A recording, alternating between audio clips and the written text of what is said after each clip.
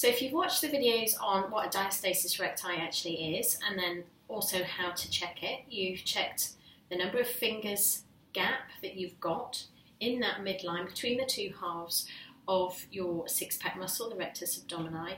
You've noted down actually whether you can create tension through that line as well, and that's what we're really looking for, the ability to create tension through that front line, so we know that you can engage your core, and we'll talk about what that means in a second. But also it's a good indicator as to the type of exercises that you can do and those that you just need to leave for the time being whilst you repair that section of your body. And that's a key aim. We all want our flat tummies, and if we don't address any separation of the abdominals, then that is not going to happen long term. There are other things obviously you have to do. Flat tummies don't come easy. But healing what's underneath that you can't actually see is really, really important. Okay, so if you have found that you've got a separation of the abdominals there, or there might be quite a narrow gap, but you're not quite able to create that tension and prevent the fingers going into the gap as you brought your head up off the floor, then it's particularly important that you avoid exercises that put too much pressure through that abdomen. Okay, so anything that puts you in a forward lying position, like a press up, a plank, anything like that where your belly will hang down towards the floor, please avoid. Similarly, any sit-ups, any crunches, anything that forces that compression and that outward bulging of the abdomen, please avoid. So the question is, what can you do? Well, I would say the first thing to do is to focus on something called core breathing, or that I call core breathing. And what we're looking at there is almost a relaxation technique, so it's helpful when the children are getting to you as well.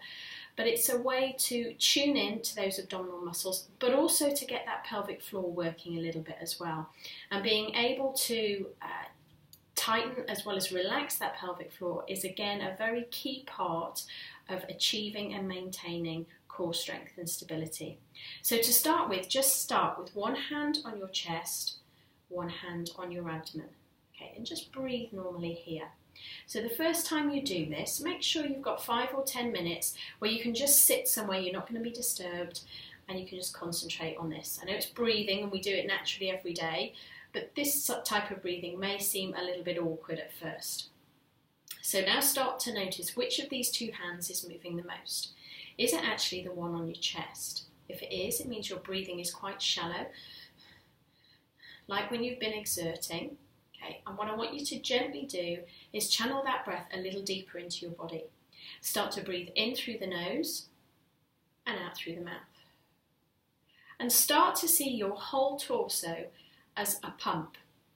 So as the air comes into your mouth, that pump is going to fill with air and expand.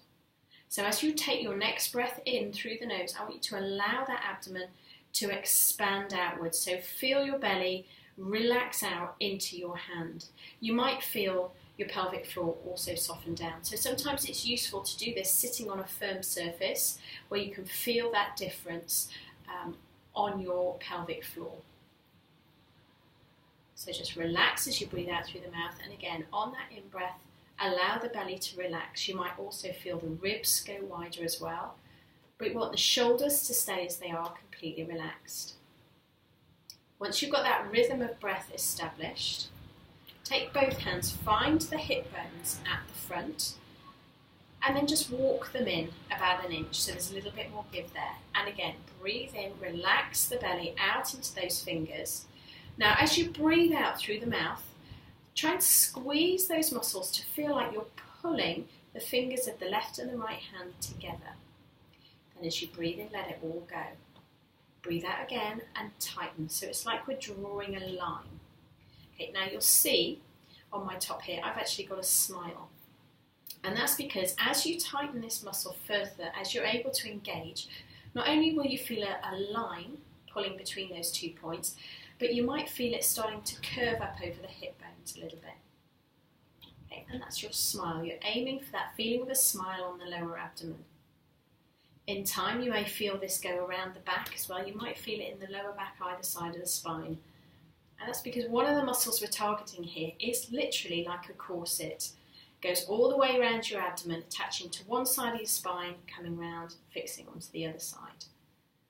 So remember, breathe in and relax, breathe out and squeeze, tighten. So it's like bracing, as if something's coming towards your abdomen.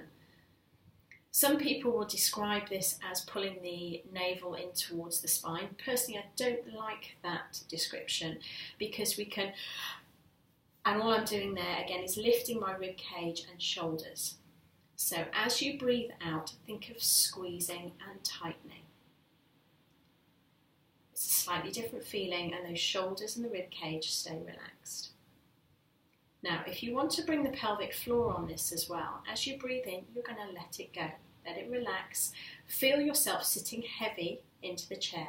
Okay, it's a relaxed feeling. There is no bearing down. Now, as you breathe out, start around the back passage, just gently lifting up as if you're holding in wind. Breathe in and let it relax. Breathe out, tighten and lift. Breathe in, relax. Once you've got that rhythm going, remembering that the breathing here is only a little bit deeper than your normal breath, then start to bring that feeling forwards from the back passage or anus. Work along the perineum, and then start to lift and tighten around the vagina as well. So almost feel like you're closing the vagina and drawing it up, and then relaxing it down and opening. So almost like a flower. Okay, so as you breathe out, it closes and lifts, and as you breathe in, it descends and opens. So from the beginning, you might want to separate those two elements, do a little bit of work relaxing and tightening the abdomen, and then separately do a little bit of work lifting and then releasing and relaxing that pelvic floor. And please remember, releasing and relaxing the pelvic floor is just as important as being able to tighten and lift it. Okay. As you get the hang of the breathing, and a lot of people do say it's completely the wrong way round to how they normally breathe, so that's natural, bear with it and keep trying. You might want to bring those two things together. So breathe in, relax the abdomen, soften the pelvic floor. Breathe out, squeeze the abdomen, lift the pelvic floor at the same time.